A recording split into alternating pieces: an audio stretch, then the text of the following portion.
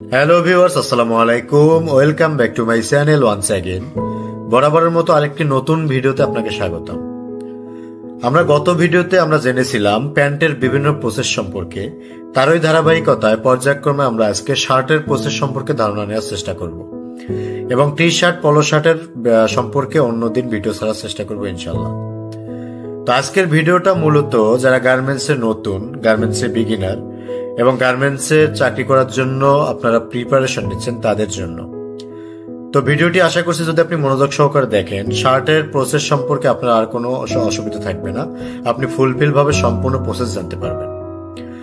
তো ভিডিওটি শুরু করার আগে একটা রিকোয়েস্ট থাকবে, আপনি যদি আমাদের চ্যানেলে নতুন হয়ে থাকেন চ্যানেলটি সাবস্ক্রাইব করে আমাদের চ্যানেলের পাশেই থাকবেন, কারণ গার্মেন্টস রিলেটেড বিভিন্ন ইনফরমেটিভ ভিডিও এবং ভালো ভালো ভিডিও আমাদের চ্যানেলে শেয়ার করা হয়ে থাকে। তো চলুন কথা না বলে আমাদের ভিডিওটি শুরু করি।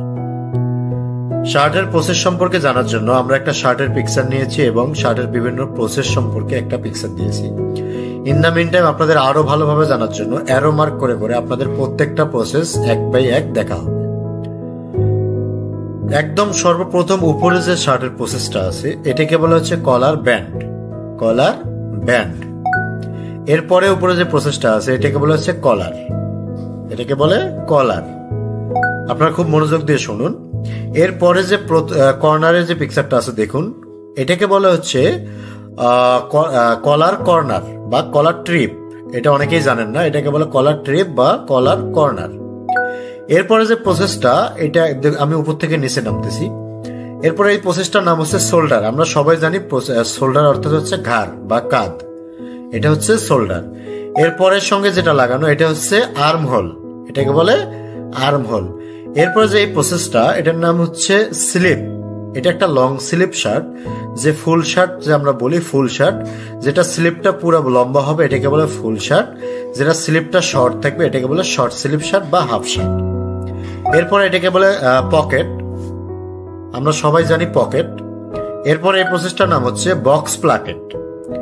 এটাকে বলে টপ সেন্টারও বলে, ফ্রন্ট প্লাকেটও বলে, আবার বক্স প্লাকেটও বলে। তো সঠিক নাম হচ্ছে বক্স প্লাকেট, অর্থাৎ যেটার মধ্যে হোল থাকবে, যেটার মধ্যে বাটন এসে ঢুকবে এটাকে বলে বক্স প্লাকেট। এরপর নিচে যে পার্টটা থাকবে যেটার মধ্যে বাটন লাগানো থাকে এটাকে বলে বাটন প্লাকেট। আশা করছি আপনাদের সহজভাবে বুঝতে পেরেছি। এরপরে সব একদম নিচে যে প্রসেসটা থাকবে এই প্রসেসটার নাম হচ্ছে বটম বা হেম অথবা সুইপ। এটা বিভিন্ন নামে বিভিন্ন জনে বলে থাকেন। এরপরে এটা যেহেতু ফোল্ডেড শার্ট, আমরা পিকচারে দেখে একটু খেয়াল করব। পিকচারে এই প্রসেসটার নাম হচ্ছে প্লাকেট, এটাকে বলে প্লাকেট, বক্স প্লাকেট বলে এটাকে।